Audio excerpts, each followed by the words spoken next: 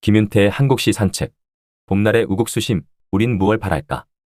밤과 낮의 길이가 같아진다는 춘분이 지났다. 흔히 봄의 시작을 입춘이라고 여기는 이들도 있으나 그 시기가 2월 3에서 4일경이라 아직 날이 차기 때문에 입춘이라 해도 여전히 겨울이라고 느끼는 게 일반적인 실감일 것이다. 겨울 속에서 봄의 기운이 생동하기 시작한다는 의미에서 입춘이라 한 것이지 실제로 봄이 온 것은 아닌 것이다. 오히려 춘분 즈음에 이르러서야 비로소 날씨가 따뜻해지고 만물이 소생하기 시작한다고 보는 게 타당하지 않을까. 평균 기온을 감안할 때 체감상 명실상부한 봄날의 시작은 서울 지역으로 한정해 놓고 보자면 요즘인 셈이다. 하지만 따스한 봄날이 되었다고 해도 낮에만 그럴 뿐 일교차가 심해 추위를 느낄 때가 많은데 이른바 꽃샘 추위가 심심찮게 찾아와서 그야말로 출래불사춘이란 말이 저절로 입에 오르내리곤 한다.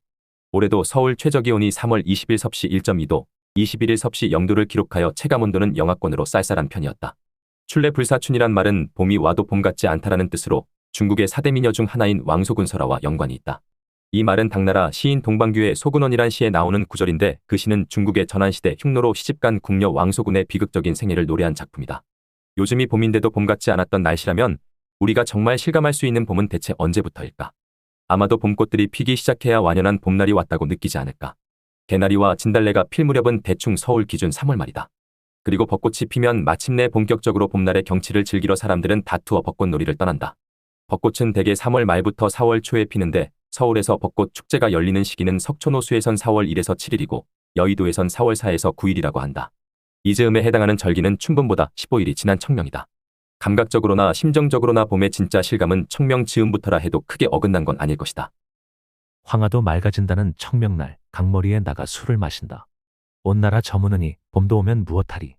버드나무에 몸을 기대 머리칼 날려 강변에 서면 저물어 깊어가는 강물 위엔 아련하여라 술 취한 눈에도 물 머금어 일렁이는 불빛. 정희성 시인의 1979년 청명이라는 시다.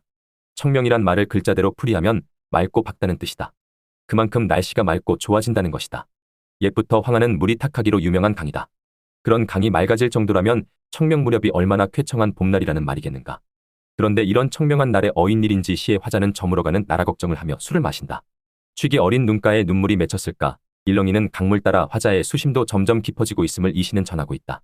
그렇다면 수심의 정체는 무엇일까? 추능에 따른 취응일 리 있겠는가?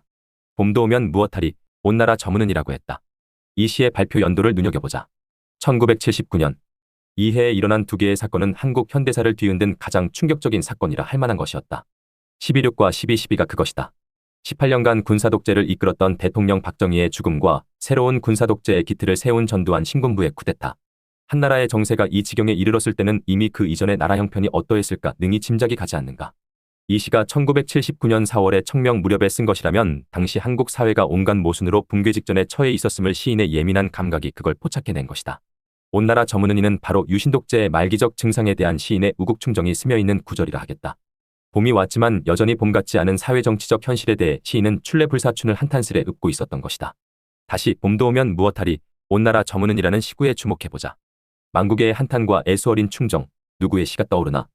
요새도 고등학교 국어교과서에서 실려있는지는 모르겠으나 과거 국정교과서 시절에는 두시연애가 실려있어서 시성이라 일컬어지는 당나라의 대표 시인 두보의 작품들을 중세 한국어 학습과 더불어 배울 수 있었다.